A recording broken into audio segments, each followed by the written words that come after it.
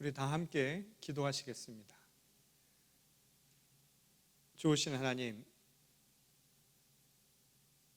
비록 주님의 전에 모여 주님을 예배하지 못하지만 각자의 처소에서 하나님을 향한 이 마음을 다해 함께 예배할 수 있도록 인도하시니 감사를 드립니다. 우리의 마음속에 주님을 모시고 우리의 몸이 하나님의 성전이 될 수 있는 기쁨을 저희 모두에게 허락하여 주시옵소서. 이제 하나님의 말씀을 통하여서 하나님께서 주시는 큰 가르침과 또한 그것을 통하여 우리에게 이루어지는 성령의 교통하심을 우리의 마음속 깊은 곳에서 체험하기를 원하오니 주님, 이 시간 저희와 함께 하시고 듣는 자들마다 하늘의 은총을 내려 주시옵소서. 주님께서 이 시간 함께 하실 줄 믿사오며 거룩하신 예수님의 이름으로 기도드렸습니다. 아멘. 자, 오늘 우리 서로 말씀 나누기 전에 우리 늘 그렇지만 서로 축복의 인사를 나누도록 하겠습니다. 각 가정에서도 함께 축복의 인사를 나누시고, 또 여러분들이 혼자 계신 분들은 화면을 통해서 저에게 주십시오. 그러면 제가 함께 나누고, 또 여러분들이 실시간으로 하시는 분들은 아마 옆에 보시면은 댓글을 달을 수가 있습니다. 그렇게 하시면 또 서로 축복의 인사를 나눌 수 있을 테니까 우리 서로 주어진 조건 하에서 함께 축복의 인사를 나누도록 하겠습니다. 다 같이 축복합니다. 샬롬. 축복합니다. 자, 부활에 우리에게 큰 기쁨을 주시고 또 큰 소망으로 우리에게 전파가 되었습니다. 이제 부활주일 지나고 이제 한 주가 지났는데 저희는 계속해서 이 로마서를 강해하며 말씀을 나누도록 하겠습니다. 오늘 우리가 함께 나눈 말씀은 이 3장 21절에서부터 31절 말씀입니다. 우리가 이 말씀을 함께 나누기 이전에 바로 오늘 본문의 앞에서 이 3장 전체를 한마디로 요약하는 이 중요한 대목을 이 19절에서 보게 됩니다. 이 바울의 주장을 하나로 요약한 말씀이라고 할 수 있는데, 그것은 바로 이것입니다. 율법의 행위로는 의롭다 하심을 얻을 수 없다라는 겁니다. 그 말은 뭐냐면, 의롭다 하심이라고 하는 것은 사실은 법정 용어죠. 그러니까 심판대 앞에 섰을 때 이 사람이 구원이 될 건가 안 될 것인가, 마치 법정에서 이 사람이 무죄인가 그렇지 않은가를 결정하는 것과 똑같은 상황을 생각해 보면 됩니다. 의롭다 하심이라는 이 말은 법정 용어로 따지자면 죄가 없다, 다시 말해서 무죄다라고 하는 것을 의미하는 겁니다. 그러니 지금 율법의 행위로 우리가 의롭다함을 얻을 수 없다라고 하는 이 사도 바울의 주장은 바꾸어 이야기하면 아무 죄가 없다라는 것이죠. 다시 말해서 구원이라고 하는 것은 율법의 행위로는 결코 얻을 수 없는 것이다. 다시 말해서 그것에 대한 확증을 얻을 수 없다라고 하는 것이 사도 바울의 주장이었고, 그것이 바로 이 3장 전체에 흐르는 가장 중요한 핵심 말씀이라고 할 수 있을 겁니다. 그래서 오늘 본문 말씀은 이렇게 시작하죠. 율법의 행위로, 다시 말해서 율법이 우리에게 구원을 줄 수 없다면 하나님께서 그럼 어떻게 우리에게 임하셨는가? 바로 하나님의 의가 그 율법을 대신해서 우리에게 나타난 바가 되었다라는 겁니다. 이 말씀은 이 요한도 똑같이 이야기한 바가 있죠. 이 요한복음 3장 16절에 보면 우리가 너무나 잘 아는 말씀이 나옵니다. 그것은 바로 하나님이 이처럼 세상을 사랑하셔서 독생자 예수 그리스도를 우리에게 보내어 주셨다라는 말씀이죠. 다시 말해서 예수 그리스도는 우리를 향한 하나님의 사랑이 나타난 바 된 것이었습니다. 이것은 사도 바울이 오늘 본문에서도 이야기하듯이 율법과 예언자의 증언을 통해서도 나타난다는 겁니다. 이 말은 뭐냐면 이미 구약의 성경을 통해서 그것을 증언하고 있다라는 거예요. 그 증언의 핵심은 다른 바가 아니라 바로 메시아, 그리스도이신 예수가 우리에게 나타났다는 겁니다. 곧 하나님의 의가 사람의 몸을 입고 우리를 찾아온 것, 세상을 찾아온 것이라고 그렇게 표현한 것이었죠. 사도 바울은 율법의 행위로는 구원을 얻을 수 없다. 그래서 하나님은 우리를 사랑하시는 그 사랑의 마음을 예수 그리스도를 통해서 우리에게 보여주셨다는 거예요. 그래서 하나님의 의가 나타난 바 되었다라고 하는 것은 결국 예수 그리스도가 우리를 찾아오신 것을 설명하는 내용임을 알게 된다는 겁니다. 그래서 사도 바울은 이렇게 이야기하죠. 21절에서 하나님의 의가 율법과는 상관이 없는 이유가 바로 거기 있다라는 겁니다. 그 말의 의미는 하나님의 의, 곧 다시 말해서 예수 그리스도가 율법의 지배를 받지 않기 때문이라고 보았기 때문입니다. 왜냐하면 예수 그리스도는 이 죄의 지배를 받고 있지 않기 때문이라는 거예요. 죄가 없으신 분이기 때문에 율법과 상관이 없을 수밖에 없다라는 것이죠. 곧 율법의 지배를 받지 않게 된다는 겁니다. 그래서 이것을 통해서 사도 바울은 우리가 살아가는 세상에 새로운 세상이 열렸다라고 이야기를 하는 것이죠. 그것은 뭐냐면 하나님의 의가 나타남으로, 다시 말해서 예수 그리스도가 우리를 나타나심으로 인해서 이제 율법의 지배를 받던 세상에서 새로운 세상이 열렸다라는 거예요. 그게 뭐냐면 하나님의 나라를 맛볼 수 있는 믿음의 세계가 열렸다라는 겁니다. 그 말은 바로 19절에서 이야기하고 오늘 본문 말씀 24절에서 사도 바울이 이야기한 것처럼 구원은 율법이 아니라 하나님의 은혜로 말미암아 이루어질 수밖에 없다는 것을 우리에게 확증해 주는 대목이라는 겁니다.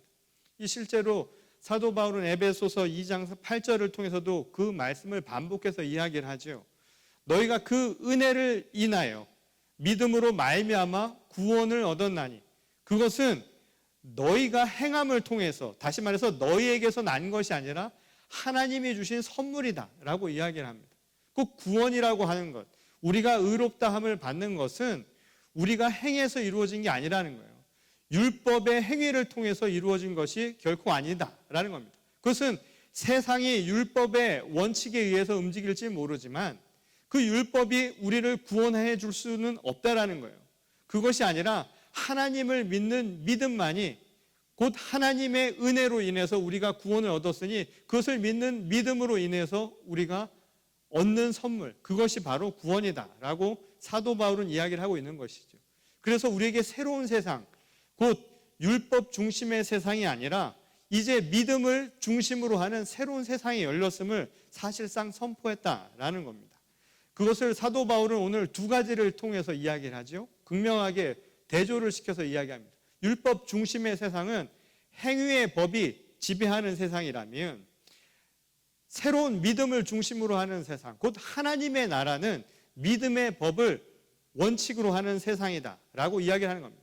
그래서 이제 예수 그리스도가 이 땅에 오심으로 말미암아, 다시 말해서 하나님의 의가 나타나신 바 되어서 세상은 이제 율법의 세상이 아니라 믿음의 법이 지배하는 세상으로 변화되었다, 전환되었다. 말하자면 패러다임 시프트가 일어났다라고 하는 것을 우리에게 이야기해주고 있다는 것이죠. 그리고 이 믿음의 법의 핵심은 다른 것이 아니라 바로 예수 그리스도를 믿는 믿음이다라고 사도 바울은 이야기를 합니다. 이를 통해서 하나님의 의가 각 사람에게 나타날 수가 있게 되었다는 거예요. 이 말은 무슨 말이냐면 예수 그리스도를 믿는 믿음, 그것은 곧 예수님을 내 안에 영접하는 행위로 볼 수 있다는 것이죠. 그것을 통해서 내 안에 예수 그리스도가 내 삶의 주인이 됨으로 말미암아 내 안에 하나님이 의로움이 나타나게 되었다는 거예요. 예수 그리스도가 하나님의 의를 나타낸 바이니 예수 그리스도를 내 안에 모심으로 말미암아 내 안에서도 하나님의 의가 드러나게 되었다는 것이죠. 다른 말로 바꾸자면 이런 것이죠. 곧 믿음의 법을 통해서 우리가 사는 세상은 율법의 세상과는 다른 하나님의 나라를 산다라고 사도 바울은 생각을 했던 겁니다. 이 하나님의 나라라고 하는 것은 결국 하나님의 통치를 받는 세상이죠. 결국 하나님과 동행하는 세상이에요. 아주 중요한 말씀을 우리에게 가르쳐 준 것이죠. 이거는 당시에는 아주 혁명적인 말씀입니다. 이 당시에는 법을 통해서 또는 지배자의 지배 원리를 통해서 통치받는다라고 생각을 했어요. 그래서 예수의 제자들조차 예수님을 통해서 오는 세상은 왕이 바뀌는 정도로 생각을 했다 이 말인 겁니다. 그래서 그들이 생각할 수 있는 것이라고는 고작 누가 예수님이 새로운 세상을 만들 때 그 옆에 앉을 수 있을 것인가, 누가 그 공신이 되어서 그 치적을 치하받을 수 있을 것인가, 이 생각만 하고 있었다라는 거예요. 그런데 사도 바울이 보았던 하나님의 의가 드러나는 세상, 곧 예수님이 나타나셔서 우리에게 보여주신 세상은 완전히 다른 세상이라는 거예요. 그것은 사람이 지배하는 것, 그래서 사람이 법을 만들어서 그 법을 지키면서 살아가는 세상과는 전혀 딴판인 세상이 이루어진다라고 보았던 것이죠. 그 핵심은 무엇이냐면 하나님의 나라가 통치하는 세상이라는 거예요. 근데 하나님의 나라가 통치하는 세상은 우리의 행위로 나타나는 것이 아니라 우리의 믿음을 통해서 이루어진다라는 겁니다. 그 믿음이라고 하는 것은 다른 게 아니라 예수 그리스도를 내 안에 모시는 거예요. 그래서 하나님이 내 삶의 주인이 되는 겁니다. 그래서 사도 바울의 고백처럼 예수 그리스도가 십자가에 죽은 것처럼 나도 십자가에 죽어간다는 거예요. 그리고 예수 그리스도가 십자가에서 부활한 것처럼 나도 예수 그리스도와 함께 십자가에서 부활하는 새로운 피조물로 거듭난다는 거예요. 그 말은 내 안에 하나님이 주인이 되는 거예요. 그래서 나는 죽고 그리스도와 함께 하나님의 사람으로 거듭난 새로운 피조물이 된다라는 것이죠. 그때 비로소 우리는 구원을 맛볼 수 있다라는 겁니다. 그리고 그것은 하나님의 나라를 살 수 있는 기쁨을 우리에게 준다라는 거예요. 이것은 우리에게 죽어서만 느낄 수 있는 하나님의 나라가 아니라 이 땅 가운데도 하나님의 나라가 임할 수 있는 길을 보여준 것이었죠. 그것은 주기도문을 통해서 예수님이 가르쳐 주신 가르침이기도 했다라는 거예요. 하나님의 나라가 이 땅 가운데 임하는 것, 그것은 다른 것이 아니라 믿음의 법에 의해서 내가 믿음에 의해서 믿음으로 말미암아 하나님이 선물로 주신 그 그리스도 예수를 내 안에 받아들임으로 인하여 일어날 수 있는 사건이라는 거예요. 그래서 구원은 지금도 우리가 누릴 수 있는 기쁨이라는 겁니다. 이게 바로 복음의 핵심이었다는 것이죠. 그런데 문제는 이 하나님의 의가 각 사람에게 나타나게 되는 것을 방해하는 게 있다는 거예요. 바꾸어 말하면 하나님을 온전히 믿지 못하고, 다시 말해서 예수 그리스도를 향한 믿음을 온전히 갖지 못해서 주님을 온전히 내 삶에 영접하지 못하고, 그러므로 말미암아서 하나님의 나라를 살지 못하게 만드는 방해 요인이 있다는 거예요. 그것을 사도 바울은 바로 행위의 법에서 찾습니다. 다시 말해서 인간 중심의 판단, 인간 중심의 행위, 인간 중심의 사고가 바로 하나님의 영광이 우리 안에서 나타나게 되는 것. 다시 말해서 하나님의 의가 우리 안에서 중심이 되어 나타날 수 있는 그 영광을 막고 있다는 겁니다. 이 본래 사도 바울이 보기에 하나님의 의는 차별이 없는 것이었어요. 그것은 복음의 핵심이기도 했죠. 하나님의 의, 예수 그리스도의 나타나심, 부활의 사건, 그 보혈의 능력은 사람을 가리지 않는다 이 말인 거예요. 특정한 사람에게만 이루어진 게 아니라는 거예요. 마치 우리에게 주신 공기와 비와 비슷하다 이 말인 거예요. 하나님의 선물, 하나님의 사랑은 다 똑같습니다. 가리지 않는다 이 말인 거예요. 그런데 인간에게는 독특한 특성이 있다는 것이죠.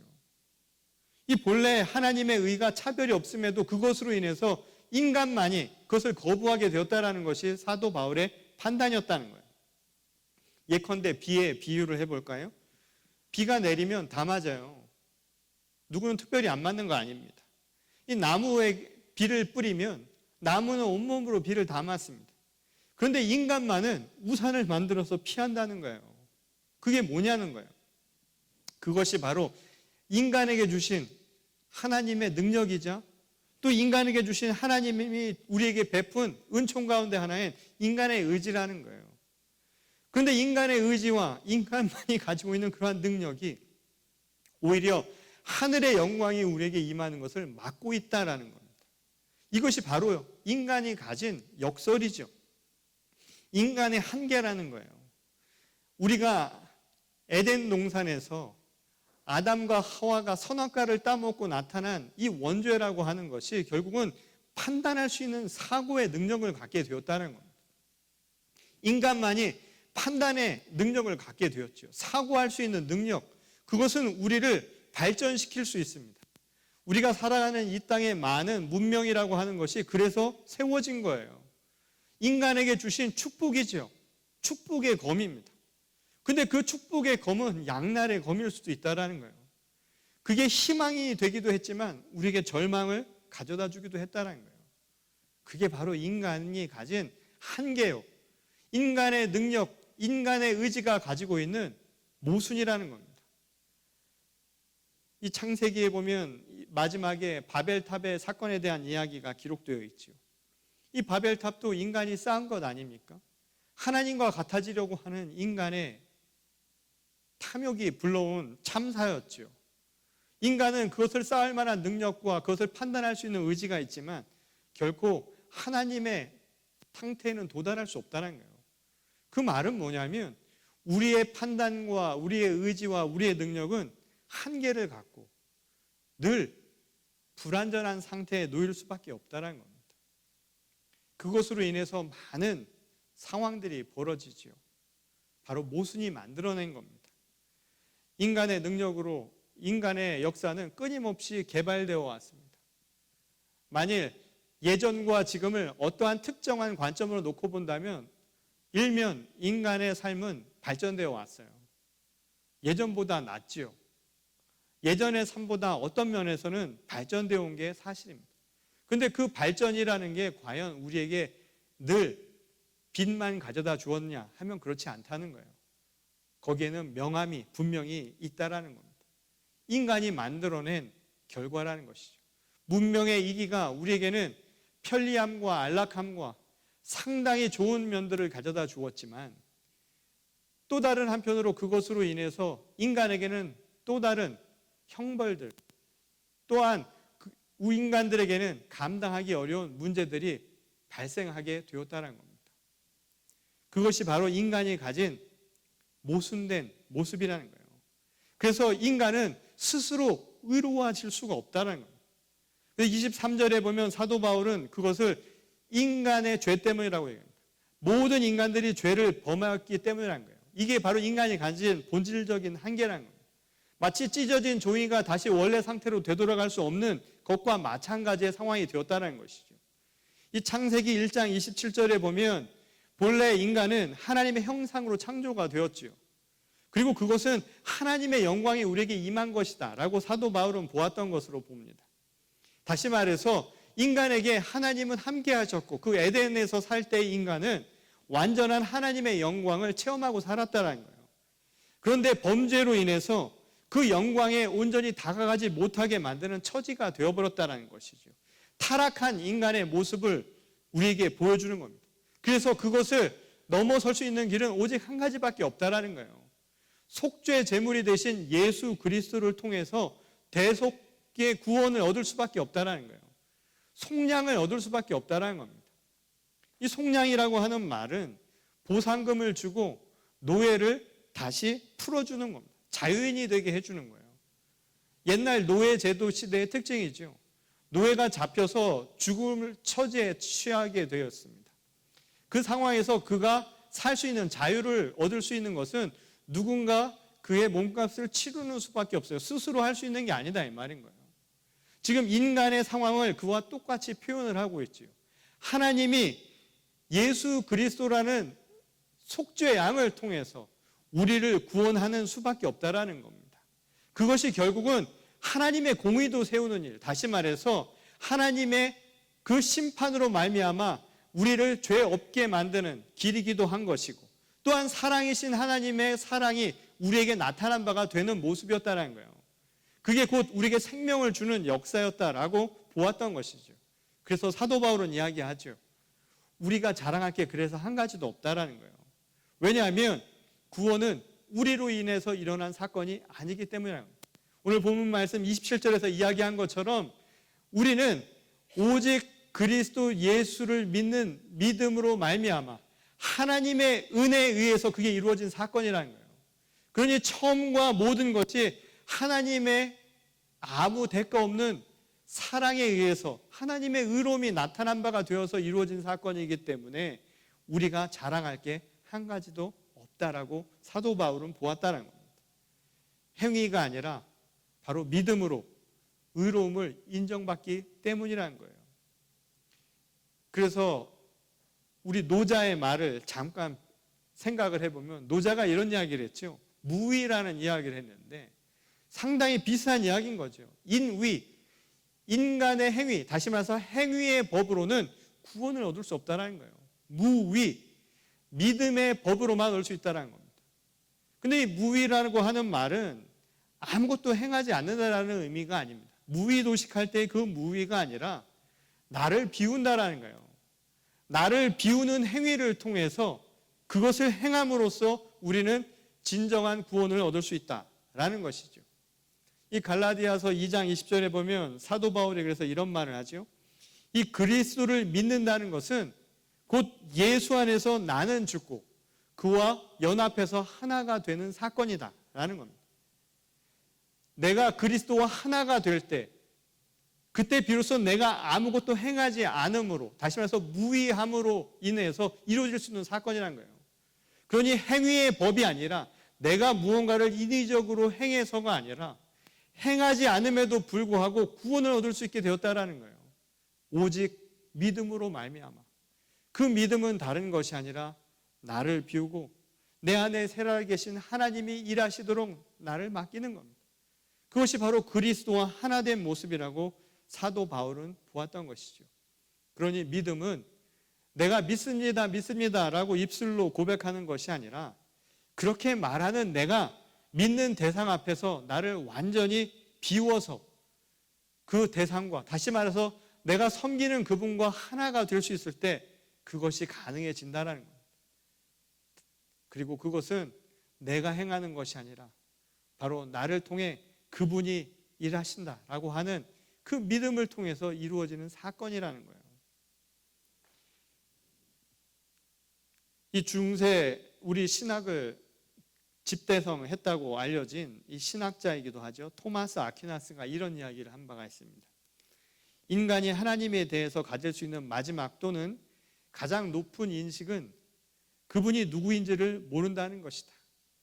사실은 그래서 하나님이다 라는 말을 했습니다. 이 말은 뭐냐면 인간의 유한한 인식 능력으로 파악된다면 이미 그분은 우리가 말하는 절대적 하나님이 아니다라는 것이죠. 근데 이 말의 의미에 어떤 중요한 핵심이 있는가 하면 오늘 본문 말씀에 나오는 사도 바울의 주장과도 일맥상통하는 이야기입니다. 하나님께는 바깥이 없다라는 거예요. 그 말이 무슨 말이냐면 하나님을 넘어서는 게 없다라는 거예요. 모든 것이 그렇기 때문에 하나님 다 안에 있다라는 거예요. 인간은 하나님을 넘어서 판단할 수도 없고 모든 피조물들은 하나님 안에 있다라는 겁니다. 다시 말해서 창조주 하나님 안에 모든 것은 피조물로 그 안에 포용될 뿐이라는 거예요. 이 요한복음 14장 20절에 보면 그래서 예수님이 이런 말씀을 하시죠.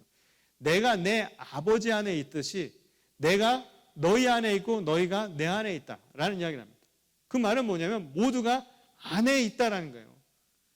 하나님과의 관계에 있어서 하나님의 창조의 세계에 있어서의 핵심은 뭐냐면 바깥이 없다라는 거예요. 다 안에 있다라는 겁니다. 그 말은 뭐냐면 하나님의 세상, 곧 믿음의 법이 통치하는 그 세상에는 바깥이라고 하는 것, 비욘드라고 하는 너머라고 하는 것, 그게 없다라는 거예요. 그 말은 바꿔서 얘기하면 경계가 없다라는 거예요. 장벽이라고 하는 것이 존재하지 않는다는 겁니다. 그래서 사도 바울은 이야기하죠. 하나님의 의가 나타나신 바 된 것, 곧 예수 그리스도가 우리에게 오심으로 인해서 나타난 현상이 뭐냐면요. 우리가 의롭다함을 받을 수 있고 구원을 얻을 수 있어요. 그 구원을 얻을 수 있는 세상은 무엇으로 얻을 수 있는 게 아니라 바로 믿음으로만 얻을 수 있습니다. 근데 그 믿음이 우리에게 가져다 준 그 세상의 특징이 뭐냐 하면은 경계가 없다라는 거예요. 너머가 없다라는 거예요. 장벽이 없다라는 겁니다. 그 말은 뭐냐면 유대인이나 이방인의 경계가 그래서 없다라는 거예요. 이러한 경계는 인간만이 세운다라는 거예요. 사람만이. 행위의 법이 바로 그러한 문제를 지금까지 만들어 왔다라는 거예요. 그래서 율법으로서는 우리가 완전한 구원을 얻을 수 없다. 하나님의 나라를 맛볼 수 없는 게 그래서라는 거예요. 그리고 그것은 더 중요한 이야기를 하죠. 거기에는 중요한 게 없다라는 거예요. 바로 사랑이 없다는 거예요. 하나님의 사랑이 없다라는 거예요. 하나님의 의를 믿는 믿음의 법에는 그래서 구별이 없다라고 사도 바울은 보았습니다.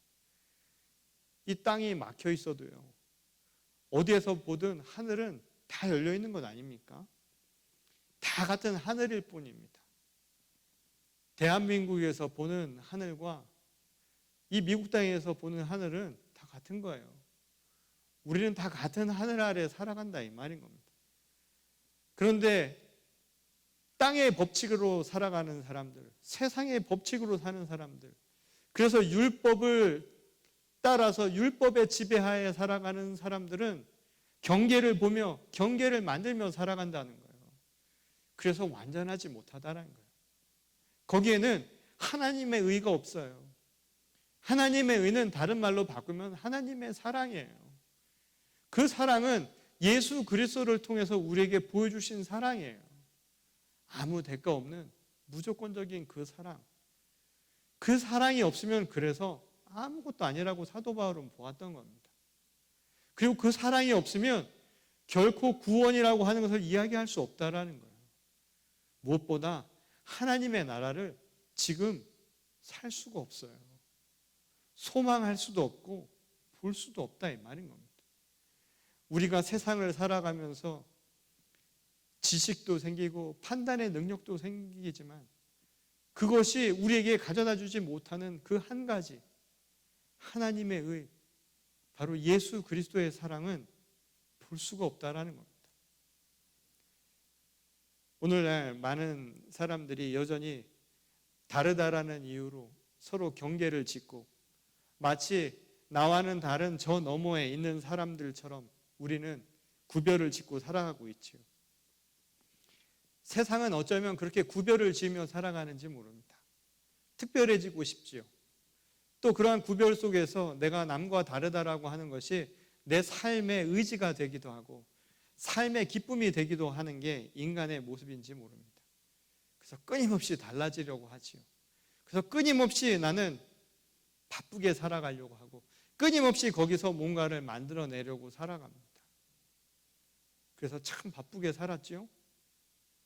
정말 빨리빨리 살았잖아요. 요즘은 좀 시간이 좀 천천히 가는 것 같지 않습니까?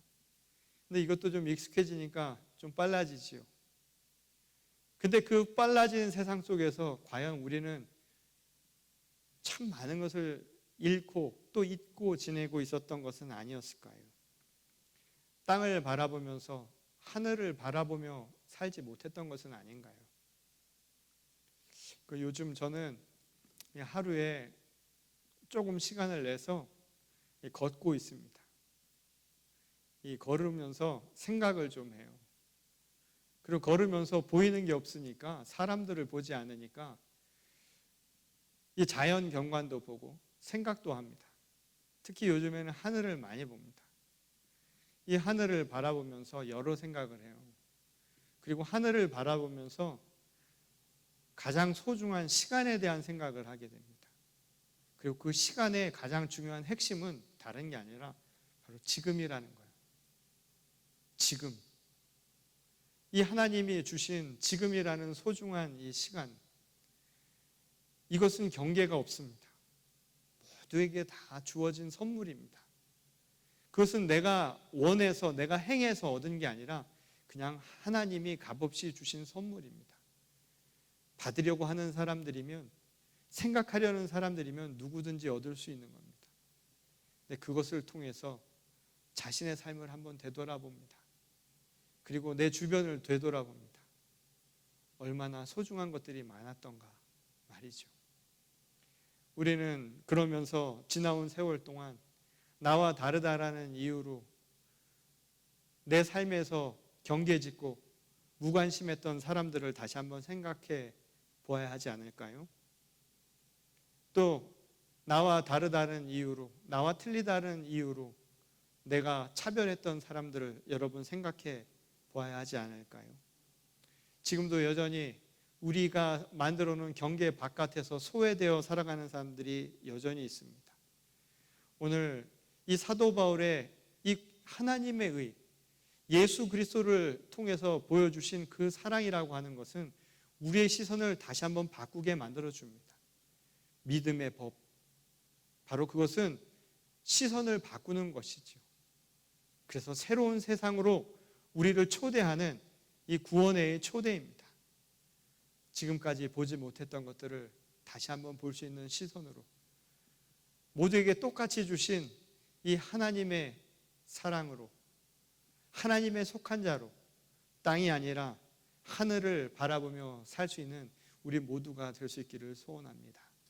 그리고 이 어려운 시기에 특별히 고통받고 소외된 이들을 위해서 우리의 나눔의 손길과 또한 우리 각자의 삶 속에서 그들을 향한 중보와 기도 그리고 함께 나눔의 역사가 이루어질 수 있기를 주님의 이름으로 간절히 축원합니다. 우리 다 같이 기도하시겠습니다. 하나님, 여전히 우리가 세상을 살아가면서 세상의 법칙 속에서 율법의 행위로 살고자 하였던 것은 아닌가 되돌아보게 하시고 이제 하나님의 의가 오늘 예수 그리스도를 통해서 우리에게 부활의 소망으로 나타나신 것처럼 참 사랑과 참 소망 가운데 거할 수 있게 하여 주시옵소서. 믿음의 법으로 이제 하늘의 마음을 품고 하늘에 속한 자로 살 수 있도록 저희를 변화시켜 주시옵소서. 시선이 변화되게 하시고 또한 삶의 태도가 변화되게 하시고 그리고 오늘 우리들의 삶의 현실을 되돌아보며 오늘 우리에게 주어진 이 시간 지금의 소중함을 깨닫게 하여 주시옵소서. 우리가 살아가는 이 세상에는 하나님이 주신 그 모든 삶에는 경계가 없음을 다시 한번 깨닫고 하나님 그 안에서 함께 누리며 살아가게 하여 주시옵소서. 먼저 하나님과 하나가 되게 하시고 예수 그리스도가 하나가 되어서 주님과 일체된 삶을 살아가는 것처럼 우리 서로도 하나가 되어 서로 섬기며 사랑할 수 있는 주의 거룩한 교회와 또한 이 땅의 모든 형제 자매들이 되게 하여 주시옵소서. 주님께서 오늘 사도 바울의 가르침을 통하여 우리에게 큰 영안을 허락하여 주신 줄 믿사오며 거룩하신 우리 주 예수 그리스도의 이름으로 간절히 기도드렸습니다. 아멘.